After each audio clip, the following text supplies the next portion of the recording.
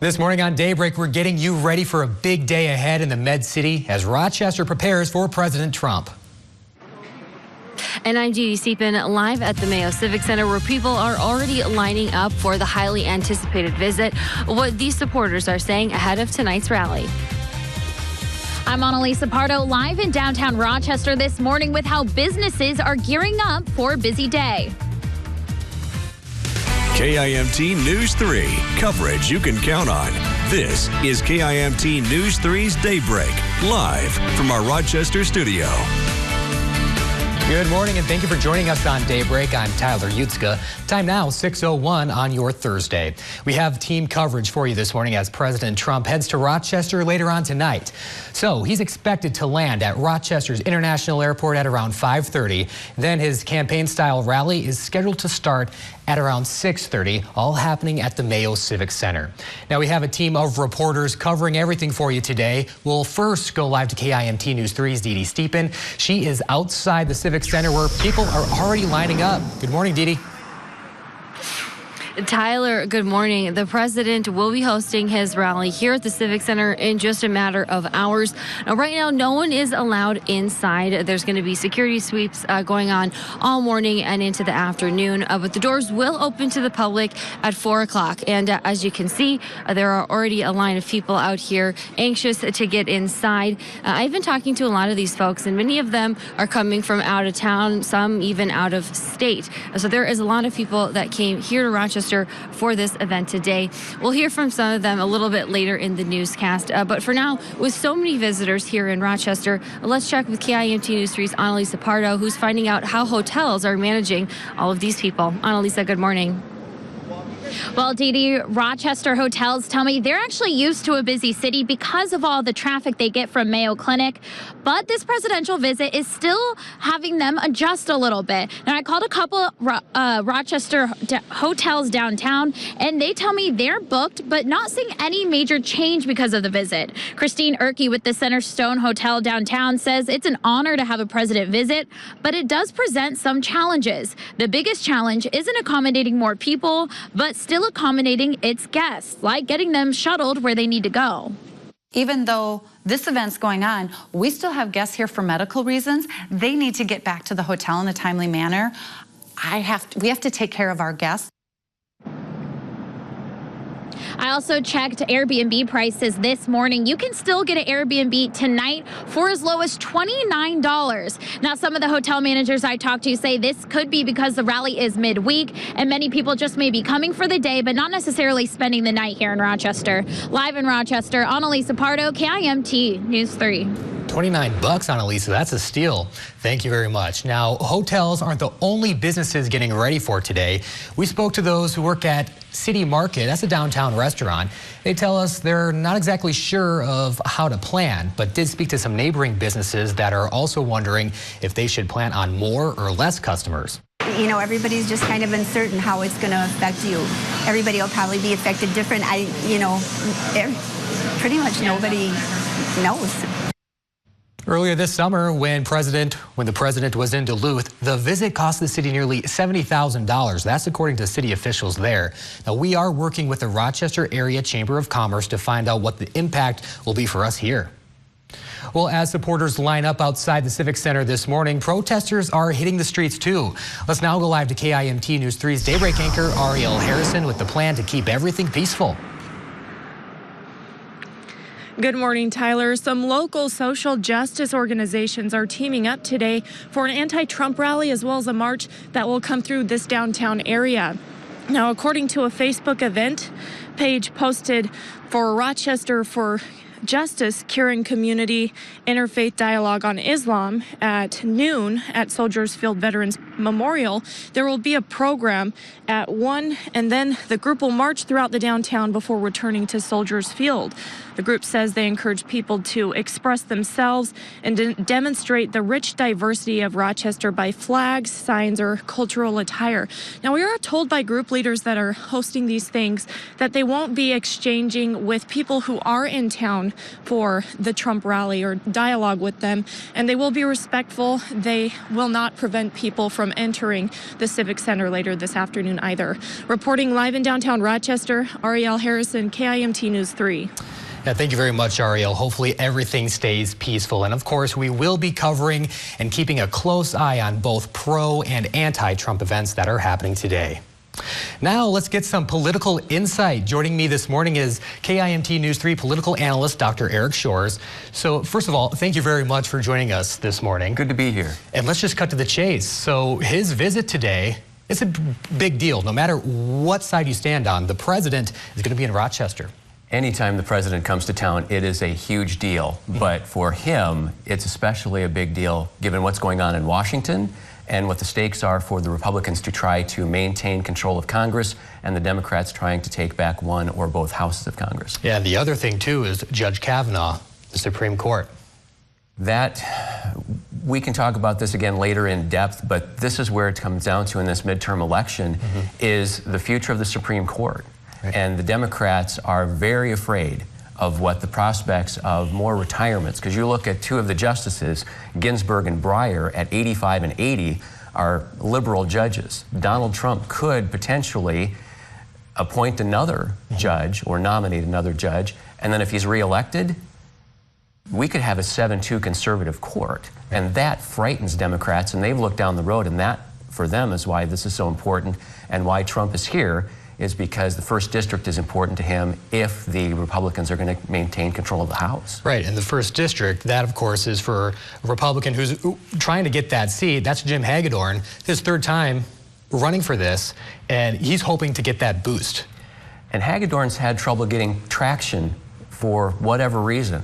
Trump won this district by 30 points 2 years ago. Hagedorn lost to Tim Walz by 2 points.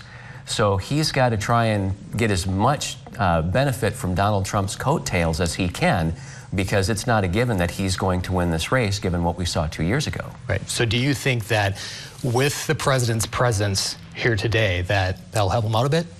Absolutely, I do. If you look at the latest pollings, the Republicans nationwide have closed the enthusiasm gap. In July, the Democrats were up 10. Now they're up 2. And I think what we've seen with what's happened in Washington with the Kavanaugh nomination hearings and such, that's got a lot of people paying attention, mobilized, passionate, and with Trump coming here to the first district to try to get Hagedorn over the hump, if you will, to get elected, that's going to be a very big deal, and you'll see a lot of the Republicans with a lot of passion, where in most midterm elections you don't really see this level of passion because there's nothing unifying like a presidential election. There's something unifying this midterm. Right.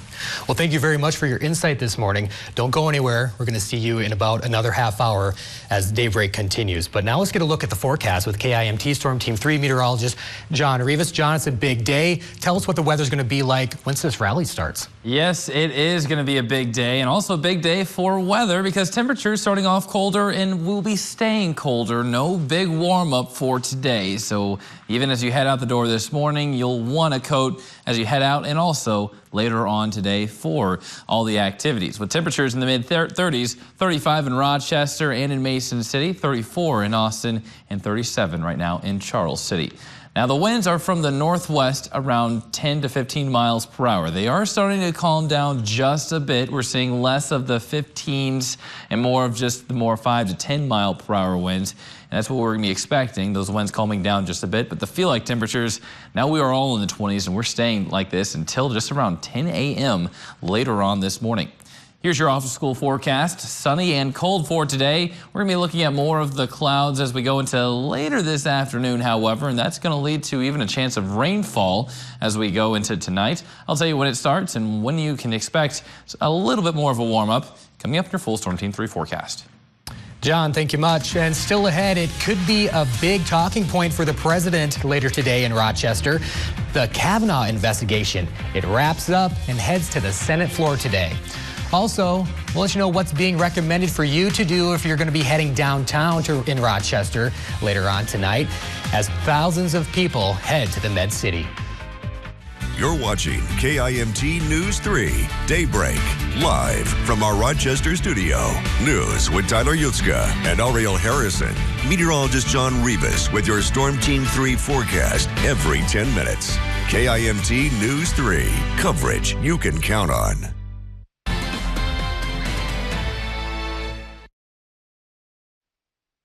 This morning, senators will start reviewing the newly completed FBI background investigation of Supreme Court nominee Brett Kavanaugh.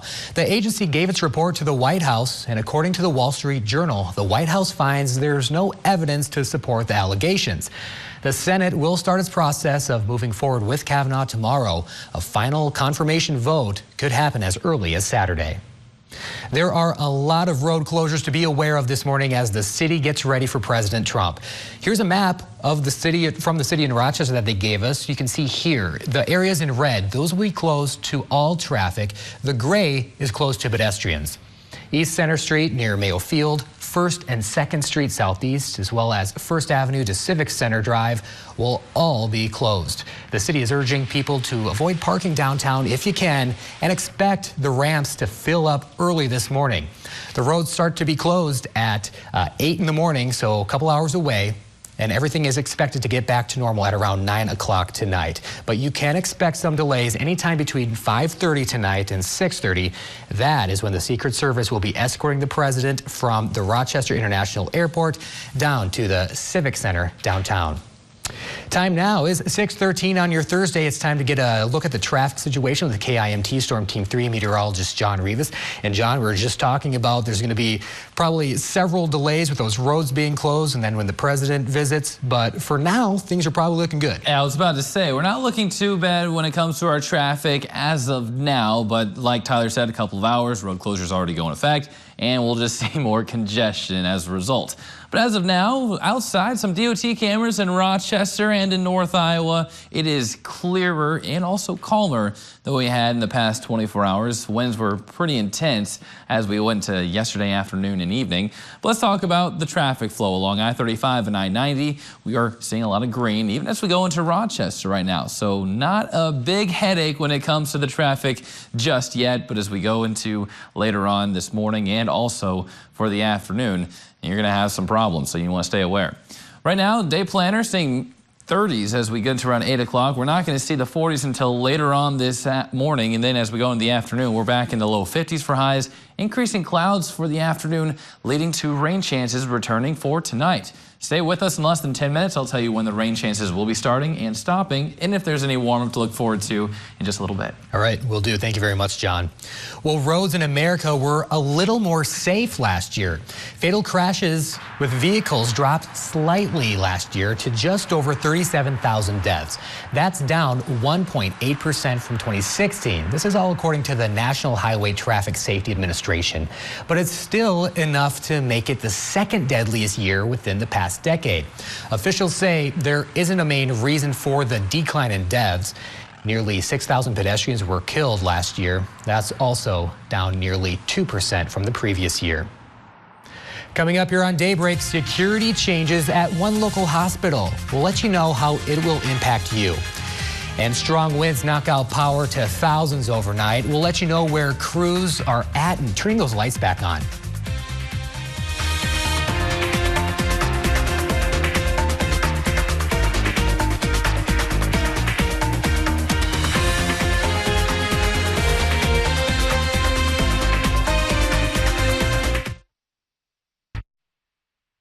Good morning and happy Thursday to you. The time is 6:18. Due to some safety concerns, Mercy Medical Center North Iowa will soon be making some changes to its emergency entrance. Hospital officials say they will be putting staff behind shatterproof glass, and they want to limit who comes through the ER entrance to only patients and family. Visitors will also have to wear IDs, all for the sake of safety. It doesn't really matter the time of day. We just have to be prepared for anything. You see national-wise, it really doesn't matter if it's daytime, nighttime, weekends. It can happen at any time during the day. And just so you know, all of those changes will go into effect starting this coming Monday. Strong gusts overnight caused some damage in Rochester. Take a look at this. This is what it looked like in the southwest part of the city. Downed power lines. It knocked out power to nearly 2,000 customers in the area. It was restored a little bit after 2 o'clock this morning.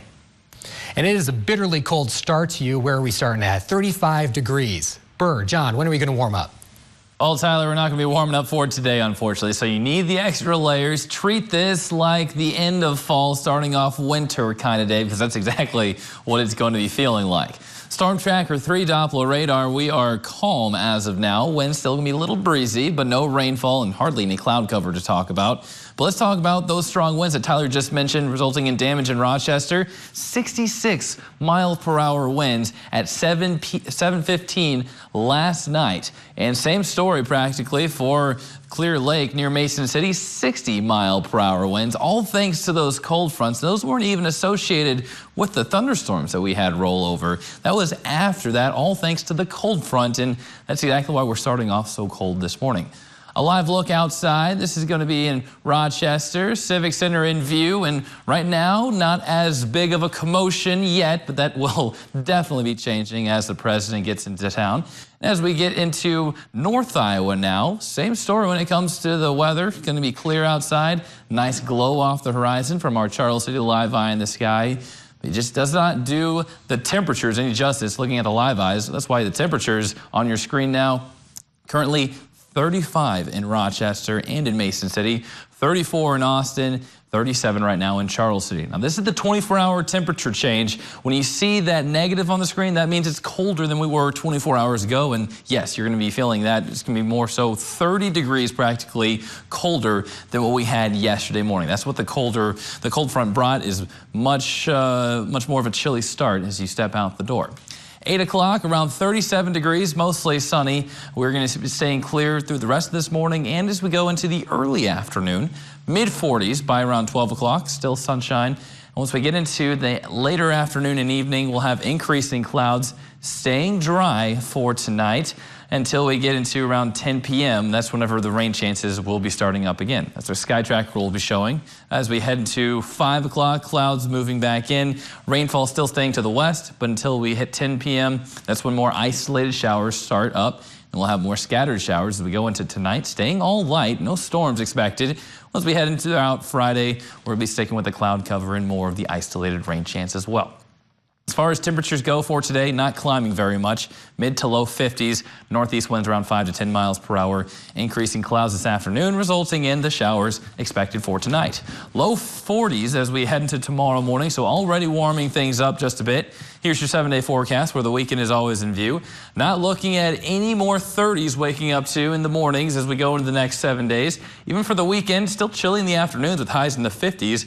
Rain chances are back on Sunday going into next week with highs back into the 70s, looks like on Monday and Tuesday. Here's your Daybreak snapshot, and this is of the storms that were near Mason City yesterday and last night. Ashley was able to capture a picture of some cumulonimbus clouds off in the distance. Of course, those are the big, loud thunder and storm makers. It's when you hear the booms. Exactly. Good thing the worst of it was not in our area. There were some tornado-warned storms and stuff, but that was, again, further north and off to the northeast. And it also looks like she was stopped. It was a red light in that picture. There was, when she took that. That was another thing. Thanks for being safe. You know, you shouldn't text and drive, absolutely not. But she was at a red light. Still not okay, but... yeah. Thanks for sending it in, though. Thanks for the pick. Yeah. Well, still ahead, how the Rochester Fire Department plans on keeping you safe today with all the extra people in town. Plus, how an event honors workers with disabilities.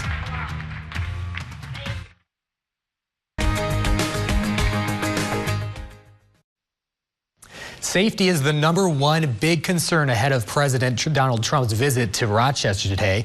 So the fire department is extra staffed because of it. More firefighters and paramedics are working to ensure that they are ready for any kind of emergency.